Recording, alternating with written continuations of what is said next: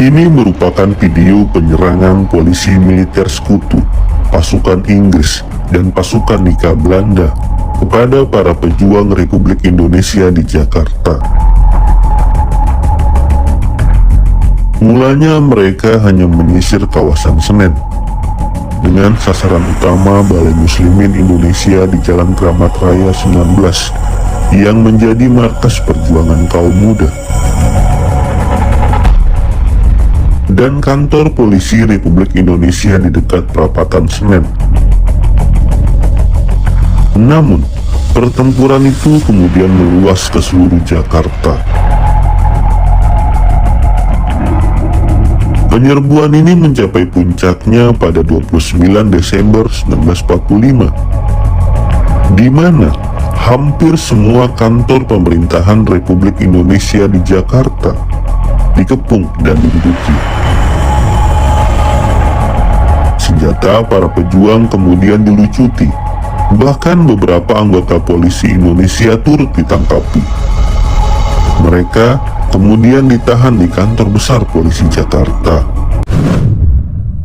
Ketika pasukan sekutu mendarat di Tanjung Priok dengan membawa pasukan Nika yang kebanyakan terdiri atas Kenil Ambon, pejuang Indonesia sudah waspada. Pasalnya, muncul desas-desus bahwa Belanda masih menganggap Indonesia belum merdeka. Belanda mengklaim Indonesia masih Hindia Belanda, wilayah jajahannya yang selama 3,5 tahun dirampas oleh Jepang. Ketegangan ini menjadi-jadi sehubungan dengan provokasi pasukan Nika untuk memancing para pejuang Indonesia. Pasukan Nika mulai beraksi dengan mengibarkan bendera Belanda untuk menunjukkan bahwa kekuasaan Belanda di Indonesia sudah dikembalikan. Dengan kendaraan jeep dan truk, serdadu-serdadu Nika melakukan konvoi keliling Jakarta sambil melepaskan tembakan ke udara. Ketika pasukan Nika mendapat tugas merazia para pejuang Republik Indonesia yang enggan menyerahkan senjatanya pada sekutu, mereka kerap kali mencari gara-gara. Mereka sengaja menghentikan mobil-mobil pembesar Indonesia yang kebanyakan memakai bendera merah putih dengan berbagai alasan. Bahkan, ada cerita kalau secara sembunyi-sembunyi, pasukan Nika Belanda ini menembaki mobil-mobil pembesar Indonesia.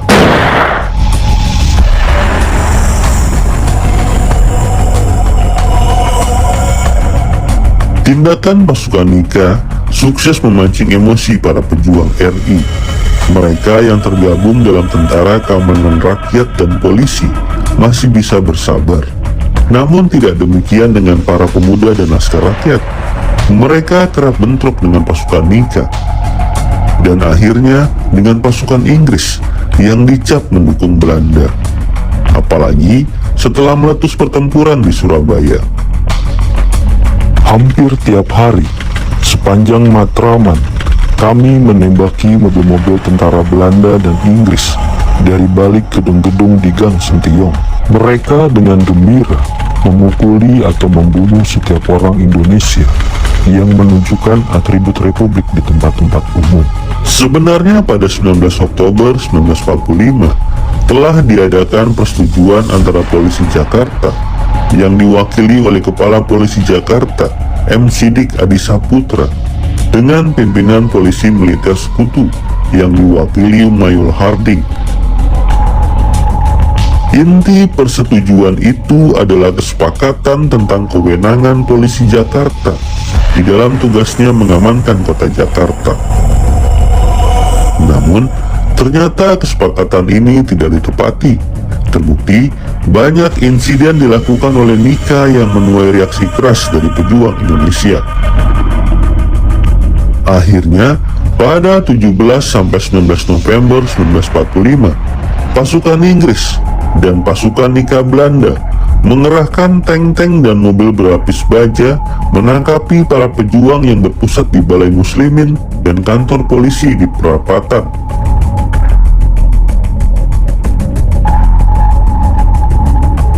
Pertempuran itu kemudian meluas ke seluruh Jakarta, terutama Petamburan, Jalan Hotel Des Indies, Senen, Jatinegara, Tanah Abang, Raden Saleh, Cikini, Kebon Sirih, Petojo, dan lainnya. Penyerbuan ini mencapai puncaknya pada 29 Desember 1945, di mana hampir semua kantor pemerintahan Republik Indonesia di Jakarta dikepung dan diduduki. Senjata para pejuang kemudian dilucuti, bahkan beberapa anggota polisi Indonesia turut ditangkapi, termasuk Kepala Kepolisian Negara R.S. Sukarno bersama ajudannya Ibda Subianto. Polisi Republik Indonesia wilayah Jakarta kemudian dibubarkan secara paksa. Dengan bantuan tentara sekutu Inggris, dalam waktu singkat, Belanda berhasil memperkuat kedudukannya di Jakarta. Daerah-daerah yang telah dikuasai Inggris secara berangsur-angsur dialihkan ke tangan Belanda, sehingga polisi tentara Belanda di Jakarta semakin kuat saja. Sebaliknya, pemerintah RI semakin terjepit.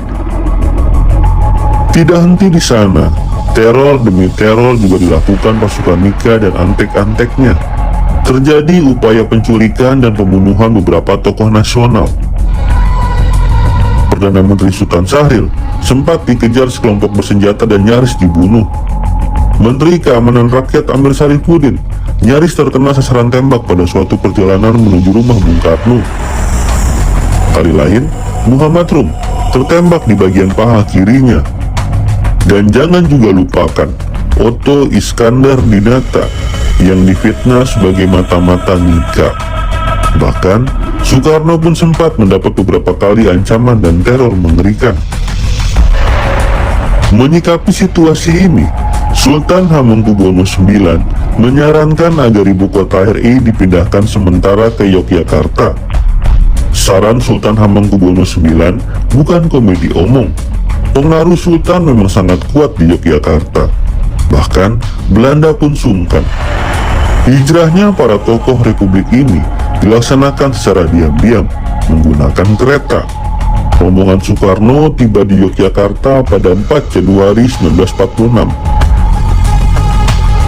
Wakil Menteri Penerangan, Mr. Ali Sastro Amijoyo, kemudian menyampaikan siaran resmi pemindahan ibu kota RI ke Yogyakarta melalui siaran RRI. Sejak saat itu, Yogyakarta resmi menjadi ibu kota Republik Indonesia.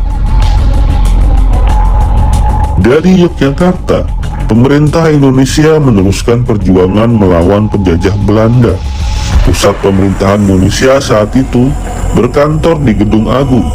Perjuangan terus berlangsung hingga pemindahan kekuasaan dari Belanda kepada Republik Indonesia Serikat pada 27 Desember 1949. Makanya, jangan pernah lupakan Yogyakarta, kota perjuangan.